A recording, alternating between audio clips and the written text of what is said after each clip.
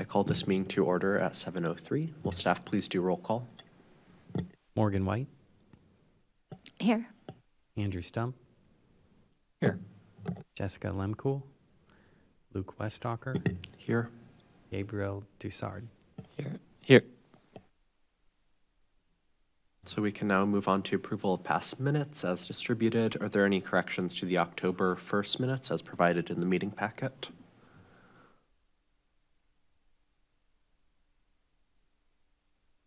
If not, can I get a motion to approve the minutes? So moved. A second? Second. All in favor? Aye.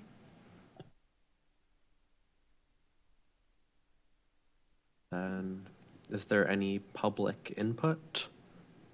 No? So we can now move on to the staff report. Good evening, SAC. I've got some information in the packet regarding an earmark, a line item appropriation the city received that will help pay for the cost of some EV charging infrastructure to be installed at Public Works.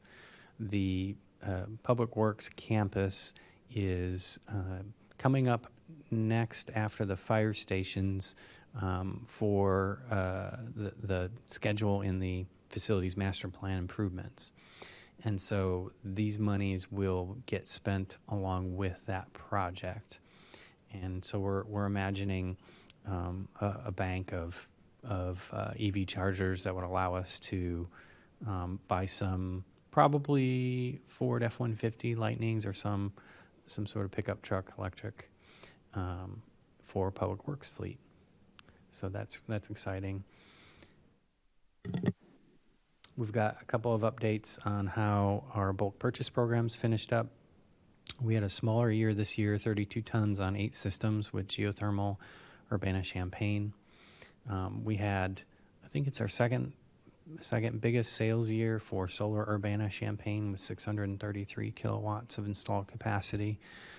Probably the forthcoming end of full retail net metering in Illinois contributed to moving a lot of folks to decide this was the year for solar. So in the future, solar installations will get some net metering, but not for the full retail value.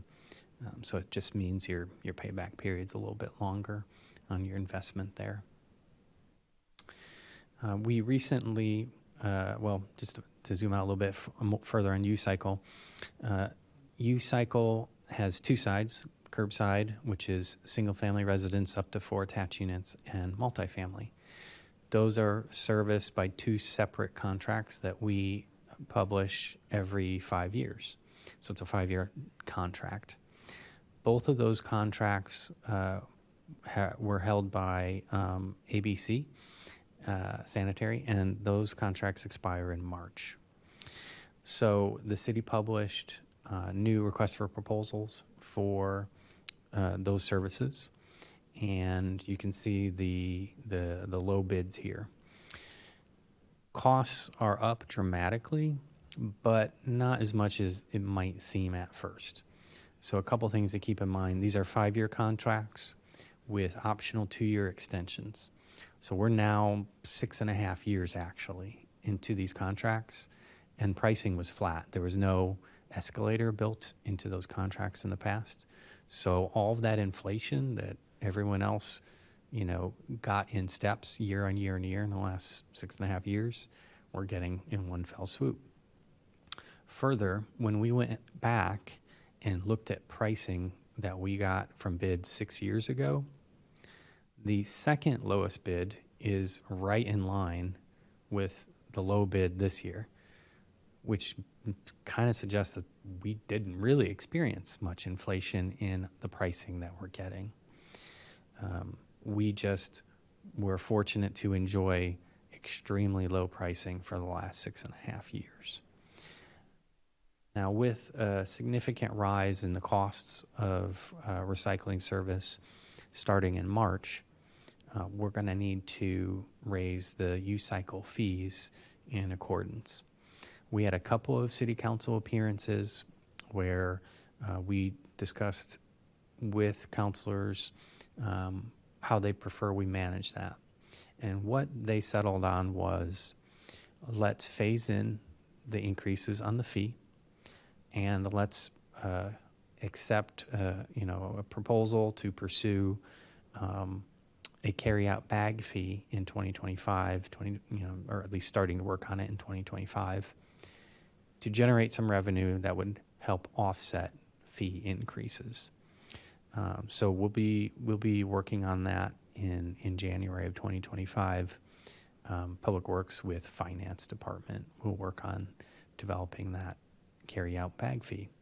And we'll bring it back to City Council, and we'll bring it to SAC for some feedback. It'll probably be iterative. We'll put together some information, make a proposal, get some feedback from the commission here and City Council, refine it, and get a final vote one way or the other on it next year. And then I've got a proposed annual meeting schedule, which is on the agenda to discuss and approve. And so we'll take that when we get there. Any questions?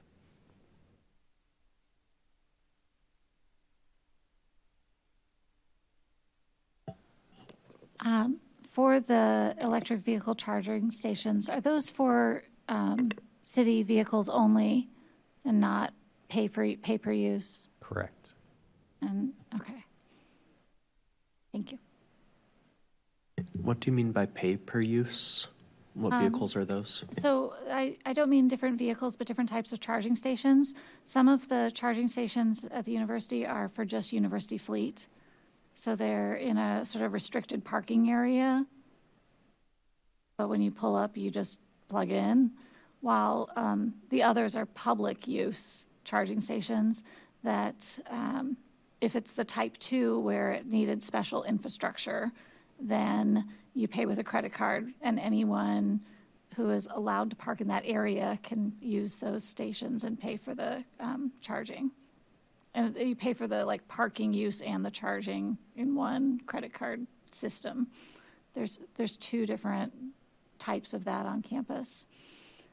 Those are the type 2 chargers, because the type 1 chargers are wall sockets, and we've been looking at how we might be able to expand those as well for on campus. And those don't have an associated fee. But you still have to have the permit to be able to park in that area. So all of these are just for city use only? Correct. Correct. It's not unlike, at the Landscape Recycling Center, we have a diesel fuel tank. It's for the Landscape Recycling Center vehicles. It's not a gas station. Right now, the city only has one vehicle, Correct. so there'd be 5, maybe. I forget the exact number. I don't know if it's in here. 4. It looks like we're planning 4. We're just in preliminary design of where they'll go and how much they cost and all that. But it's a first step to open up the door to buying more EVs. Right now, the Public Works campus, while we have one EV charger, we really can't add that kind of service demand without putting in new electrical equipment. What we have now just won't handle it. So this is really necessary to open up the possibility of buying more. Now we probably buy a few police cars every year. We buy, a truck or 2 or 3 every year, and we buy a couple cars, passenger vehicles every year. We don't buy that many cars in any particular year. And not all vehicle purchases are going to be serviceable with an EV. So, for instance, Public Works has F-250s, F-350s. There's no equivalent EV available for that. So we won't be converting those in the near future because it's just not available. So we're going to be, as passenger vehicles and small trucks, cycle out of our fleet, we'll be looking at adding those back in as electric. And then, we're gonna follow through on this project And then we'll have to be thinking about a similar project at this facility, at City Hall, so that we can open up electrification here. Just to clarify, I think you said 4, but it's 4 vehicles at this point. This document doesn't say how many new charging stations. Correct. It'd be at least 4. I saw some initial renderings. I can't remember how many spaces they were accommodating, whether it was exactly 4 or whether it was 6 with, thinking about the future, but depends on how much we can pay for with this appropriation and what the overall budget of the rest of the project looks like. Like everything, it's all more expensive than when we estimated it years ago. What are these vehicles normally used for? Like, I'm not familiar with what Public Works does with their vehicles. Sure. So it could, there's trucks that are from the Arbor Division that are trimming trees, that are doing landscape maintenance.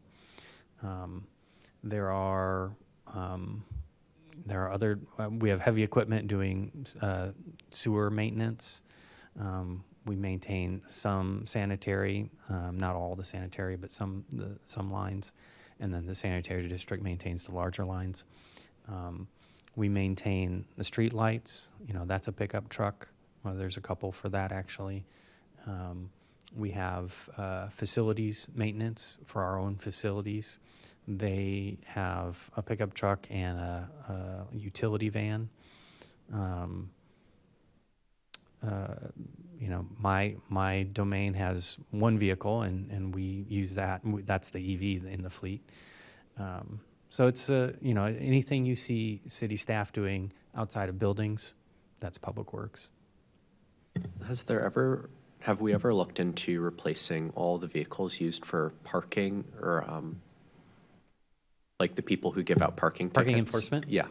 So they are driving Ford C-Maxes right now. What we would want to replace those with would be, a small passenger vehicle, which is what a C-Max is.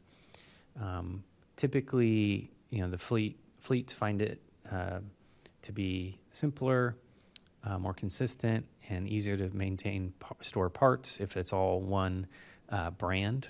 And typically, we're driving all Ford vehicles at this time. But Ford doesn't make a small passenger EV.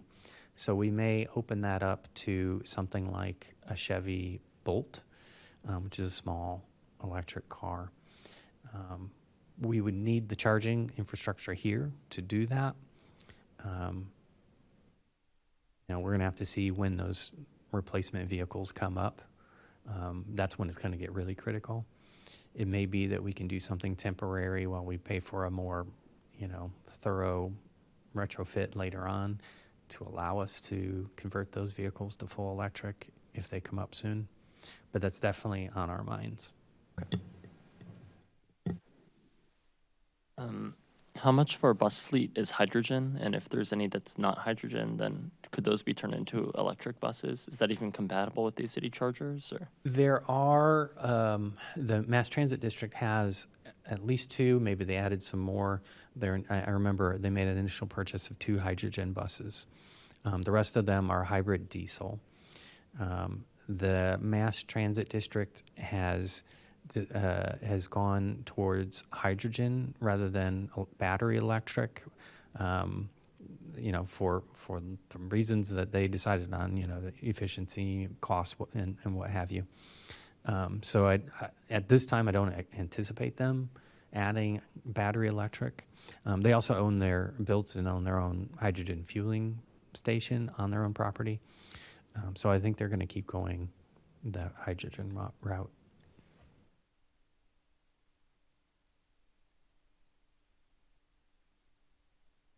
Other questions?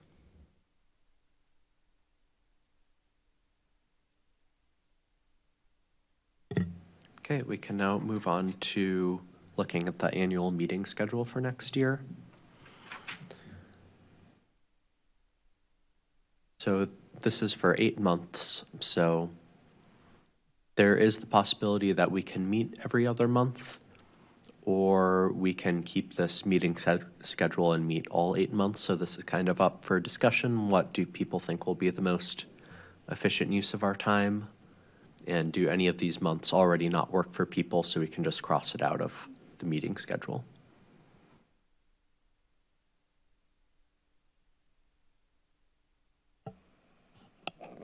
These work for me. I'm curious if we went to the every other month, I assume it'd be, 2, 4, 6, 8, 10, 12. Are there things in March and May, which are the non-even months on this draft list, that we would, like, do we normally do the annual report review? Does it matter if it's April or May or June? I think is there a time frame there that we need to be thoughtful about? No, we review that as soon as I can get all the data and process it. And so it's happened at different months and different years. But there's no deadline to finish it and publish it. We're just trying to get it done as soon as possible, following the turnover of the year. The months that we have eliminated, through over time that have become kind of the practice here are, January, because sometimes it falls early when a lot of people are still out of town from holidays. And then there's another month where there's a holiday and city council gets rescheduled to Tuesday in this room. And then there's another date that is election day, and they're using this room for that. So those are the ones that we've eliminated in the past. It's just when I glanced at this, I'm like, oh, we're almost every other month. How many do we need this coming year? And that's for you all to decide. For the climate action plan in Imagine Urbana, do we know their time frame? Like, is it going to be really heavily in early? Like, if it's around March and May, we might want to keep those meetings, but I don't know when it's going to be. I don't know any expected timeline to finish the Imagine Urbana comp plan. But even with finishing the plan, it doesn't directly tie to an action. We would want to follow up and continue to follow up, right? But it's not right after they approve the full Imagine Urbana comp plan. We are on a clock. I don't believe that's the case. If we did switch to every other month, we could, what would it take if we chose to add one? Like, say in February, we decided we wanted to have a March meeting for some reason. What would need to be done? Yeah, that's in Open Meetings Act. That would be a special meeting. And off the top of my head, it's a longer notification period, I believe it's a longer notification period to have a special meeting. But it's essentially, is the room available? What's the notification timeline? And, what members can make that date? So yeah, you can always add another meeting. Getting them, having them consistent on the same, day of the month and time allows people to, put it on their calendar and not have other things. And then also, we don't have to, email everybody and wait for emails back about what days they're available. Probably the communications is the biggest burden for, scheduling a special meeting. It's not that big of a lift.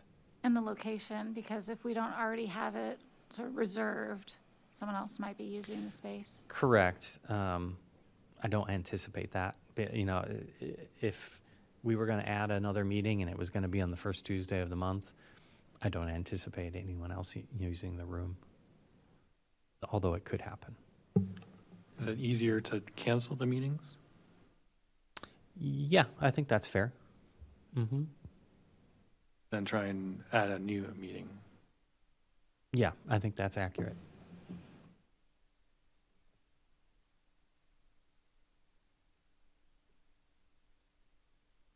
I could do either one.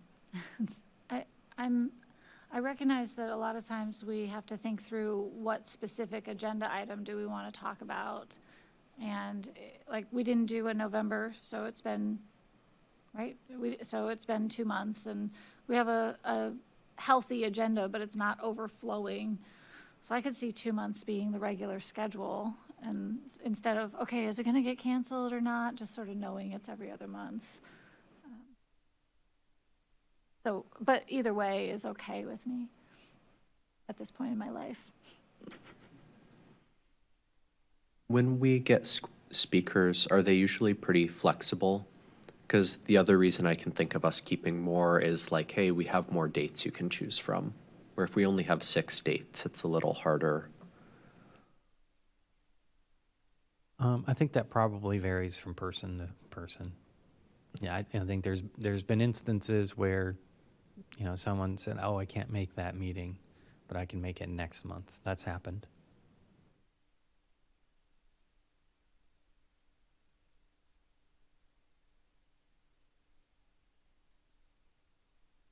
Do we want to vote on it? I don't know if anyone has any strong opinions one Want way to or make a the motion? other.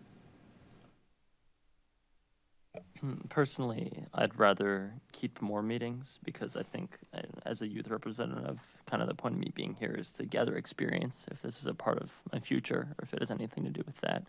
So kind of like the more I'm part of this, the better. But that's a very selfish reason, so. Perfectly reasonable reason. Yeah. How long are you on the council? Through what month? The mayor said that even though I turn 18 before May, I would just finish my term, so go through June. Okay.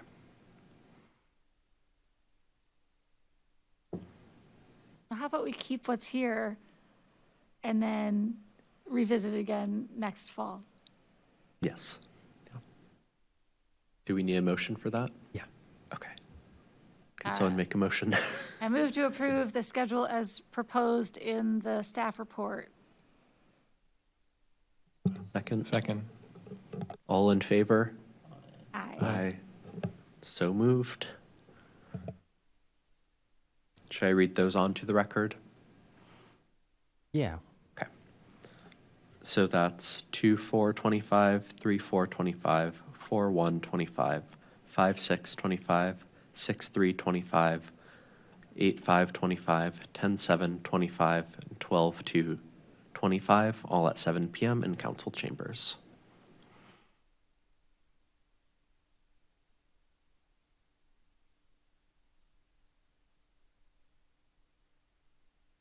Okay, so I sent out a little draft resolution. What I'm thinking here is this can be a working document, and maybe over the next 2 months now, until our next meeting, people can send me comments, I can incorporate them, so we have some concise document for when Imagine Urbana comes back or for the Climate Action Plan, where we've already thought through what are the main goals we really want to get across. So we can discuss some of it now, or if people think this is an effective way of doing it. Did people read through the document and have any thoughts? I read through it. I have a question on the whereas statements. We talked about this in the previous meeting, right? Are these, how are they picked?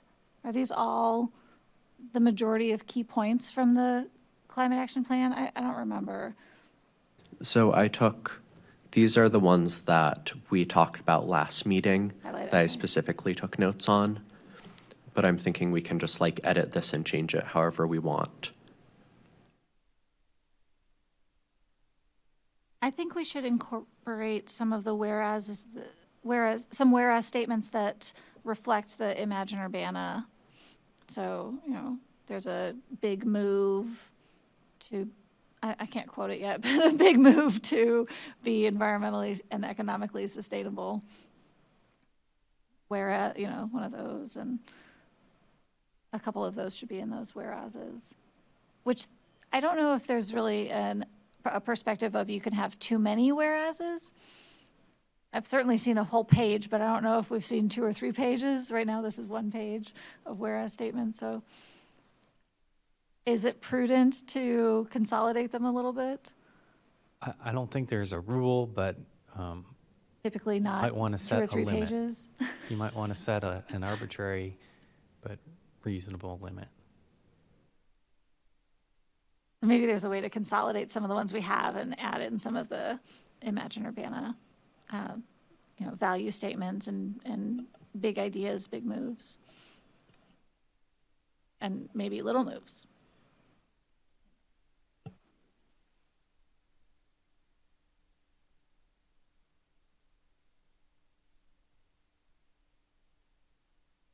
Were there any of the recommendations that we should really highlight or things that weren't here that people would like to add?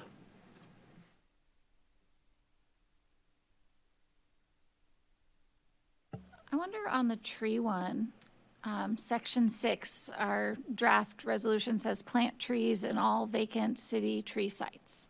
We had some conversations about, we need to appropriately staff and resource, or primarily resource the, is it called a tree crew, the group of staff that maintain the city trees? Because, even if we were able to find funding to plant all the vacant sites, then those trees need the follow-up support. That just planting them is not enough. We need to also have that resource of the crew. Was there there was equipment too, right? City Council took that up and appropriated more funds for that department, and we have added a third arbor tech. And we're now in the process of catching up, but we've expanded staff capacity there. So plant trees is the thing that's still needed. Well, I think one could presume that plant trees in all vacant tree sites implies appropriating the resources that such a thing requires. Whether that be labor, a truck, funds to buy the material on a year-to-year basis. Yeah, I think we should still add the and appropriately resource Yeah, the sure. caretaking. It could read, Yeah. appropriate all necessary resources to plant. Yes.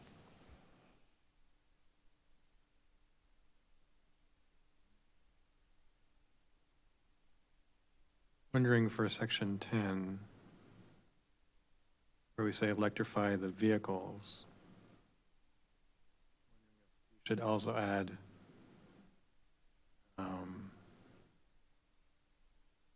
equipment and tools. Yeah, kind of the same thing.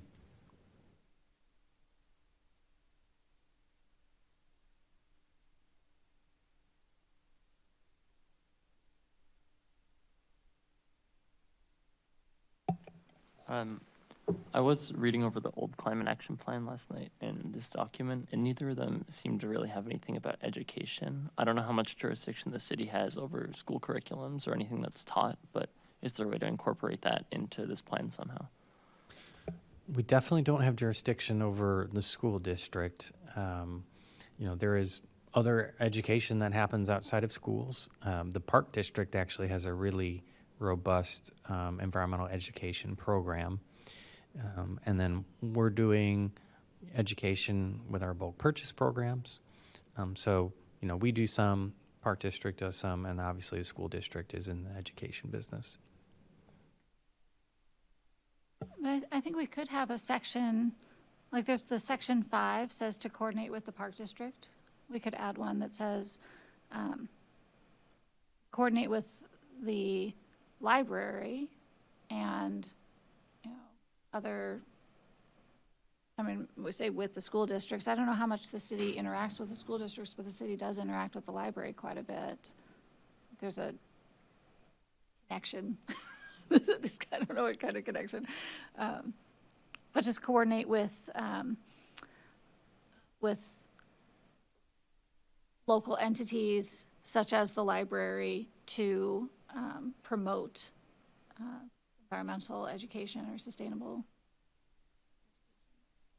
Would you want to say promote education, or what would be the phrasing that makes sense to put in there for us?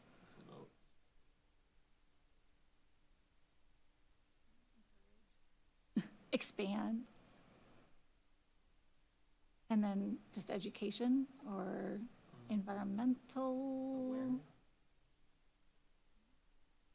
What descriptive word makes more sense to kids these days, to students? Is it sustainability, environmentalism, conservation? Probably sustainability. Sustainability education and climate change awareness, Yeah. something like that. We can also connect that with section 3 and see if we can get some sort of U-cycle thing in the schools. I know I used to have something where like we would learn in school what was recyclable and what wasn't, so I think that could be another connection that we could kind of use to get into that realm. I know that, so the city runs a volunteering campaign every first Saturday of the month called Fresh Crew. Perhaps you're familiar with it, but they do kind of, cutting down honeysuckle and those sorts of seed sorting volunteering. But they have gotten that into the school's announcements and like advertise it directly to the students. So it might also be possible to maybe create some event that could be advertised in a similar way, because that might have some traction. I know many people, because I've been to Fresh Crew before, many people from the school district do go there, so.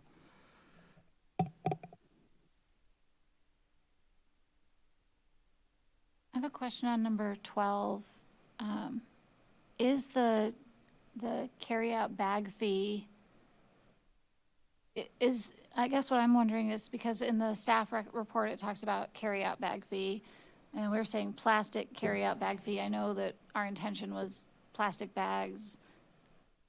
Is there a name that is the city just calling it carryout bag fee, in which case we could probably just use the same terminology, or is that just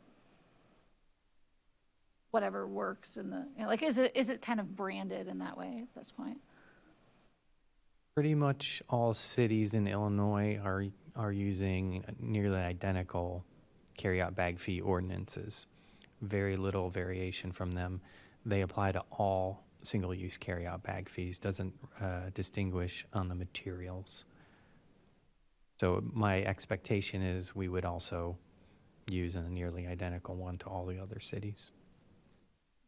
The word plastic out of that particular line item.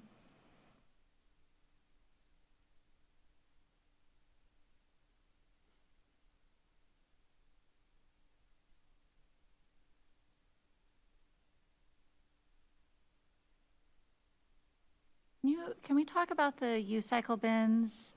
So it says, number 2 says, incentivize businesses to recycle using U-cycle bins that can be integrated into the residential pickup routes.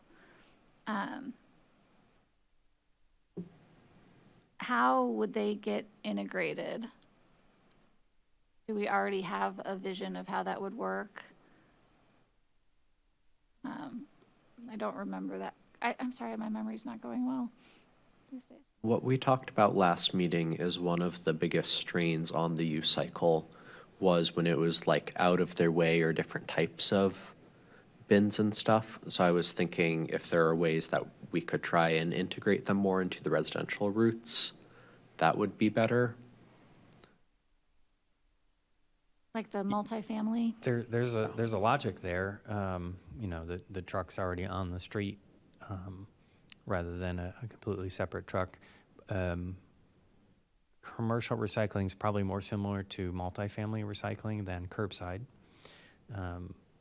There are cardboard-only dumpsters on the multifamily route. I don't think we use mixed stream dumpsters, which is probably what the commercial would use. Probably some would have mixed stream, some would have cardboard only. So that's possible. The ways and means is probably something we would inquire about, ask and leverage the expertise of our existing haulers, and get some feedback from them before designing an RFP for a new service.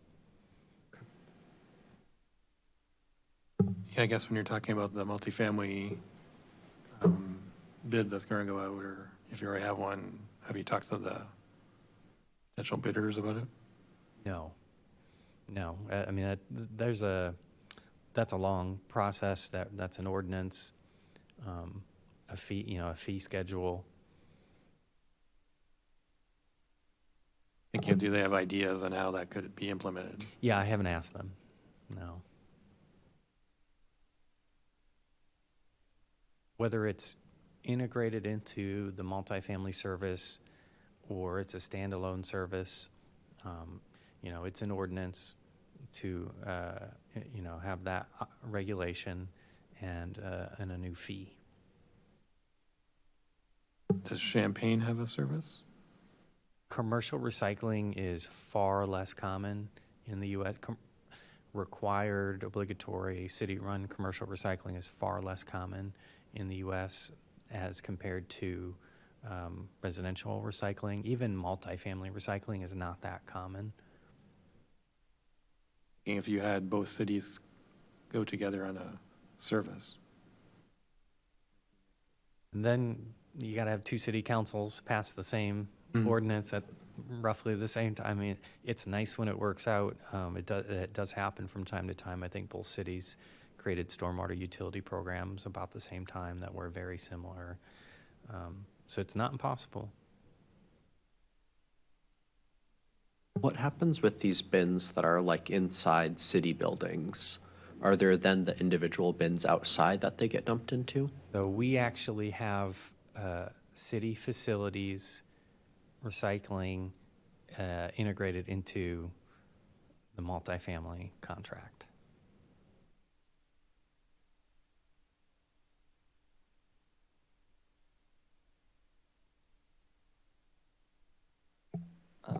This may end up being a really awful question, but if I understand correctly, one of the big problems is that with recycling for businesses, it's the materials recycled are a lot different. Would it be possible to just like divide the recycling trucks into different sections and collect it that way, or? That doesn't seem to be the way that recycling service has been going. In the past, there were, trucks that had, two bins, containers on one side and fibers on the other. And even further back in time, there was multiple bins for all kinds of different materials. But it seems that everyone is going to single stream or single stream with a little bit of cardboard only here and there. And what vendors are doing weighs heavily on what kind of costs you can expect to pay. There are not a lot of haulers anymore keeping spare trucks around. So if you start a new service, somebody's got to buy a, whatever it is, $250,000, $500,000 truck.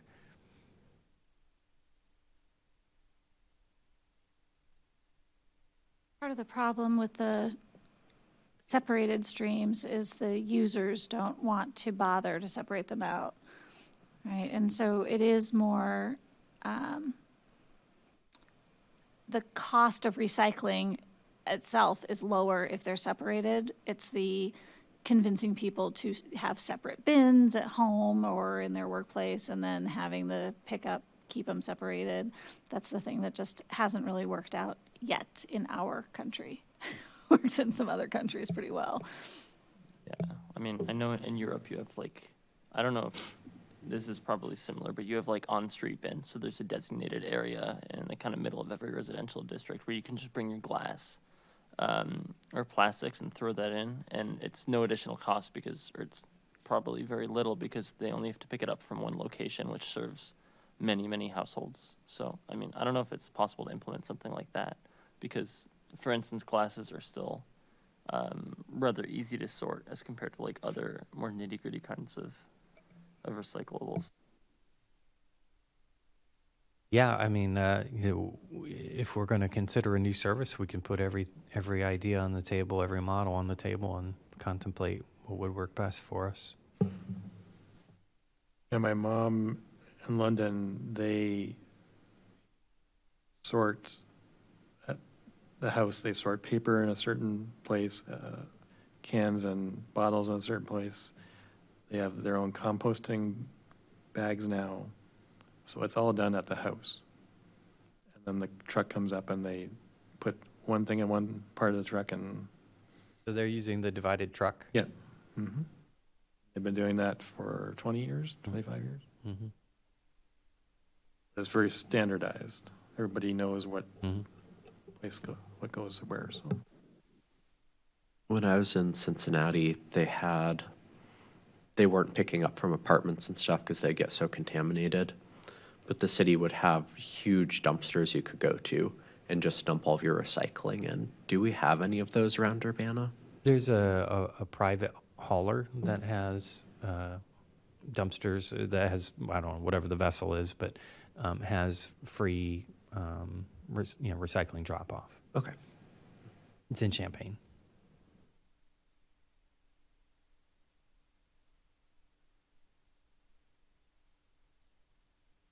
I'd like to send some suggestions while looking at the draft Imagine Urbana campaign document. So I don't have any other questions right now on it. So maybe before the February meeting, people can review the Imagine Urbana, the 2015 to 2020 Climate Action Plan, and this, and just kind of compile their comments, or send them to me. I'll try and compile everything. Then at the February meeting, we can look through it again, see kind of where the progress is with Imagine Urbana and Climate Action Plan, and go from there. That sounds good. Yeah. Oh, go ahead.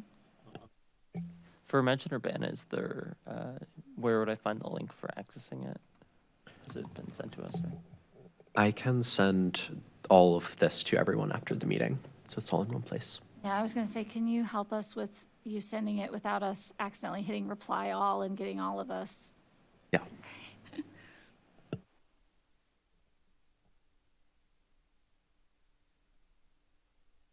Okay, is there anything else?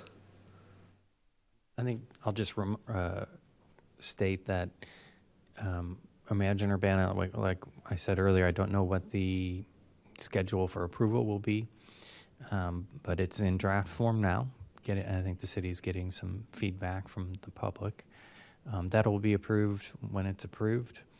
That's a multi-decade comprehensive plan, and not everything that's in it is going to be given to staff to implement in the first year.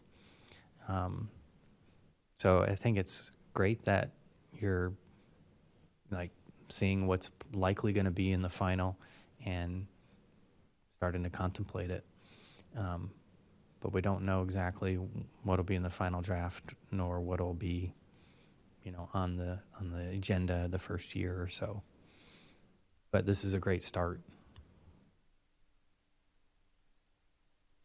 So can we think of this more as like we're going through and choosing what we think as a committee are like the key things For sure. that we really support in this For huge sure. document? Okay. Yeah. Well, and I And think you may want to think about, what kind of time frame you're thinking of these, either all of these as a group or maybe time frames for individuals. Is the commission thinking that this is a recommendation for, the next 4 years or the next 40 years? That makes a big difference. and maybe we could try to prioritize them, the things to focus on first, or, of course, the priorities change, but we could say, based on the current moment, we recommend prioritizing these, 2 or 3 items. I was just going to say, I think that these items in the resolution, they don't necessarily need to be named in the Imagine Urbana draft plan.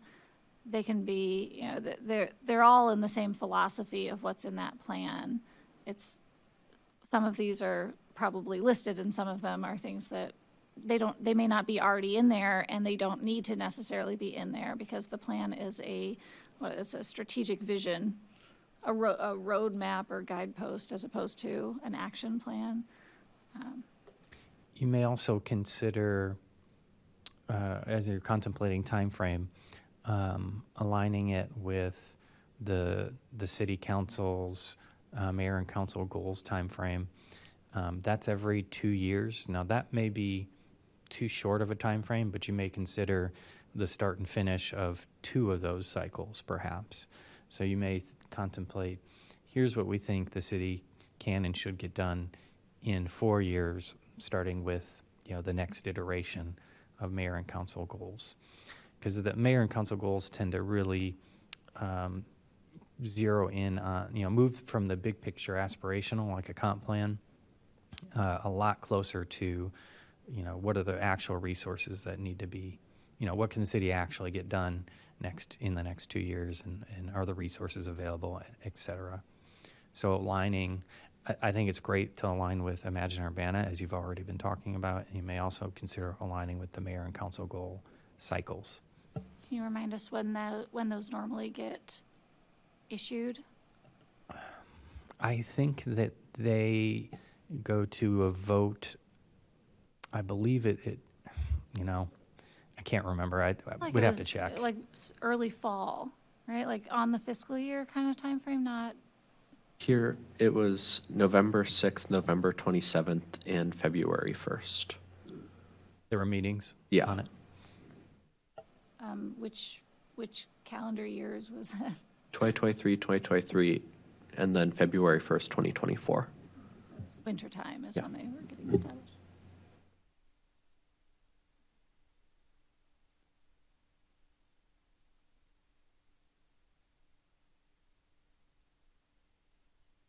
I'll send all these documents then, all at once. Okay. Is there anything else? Okay, then I adjourn the meeting. Meeting is adjourned.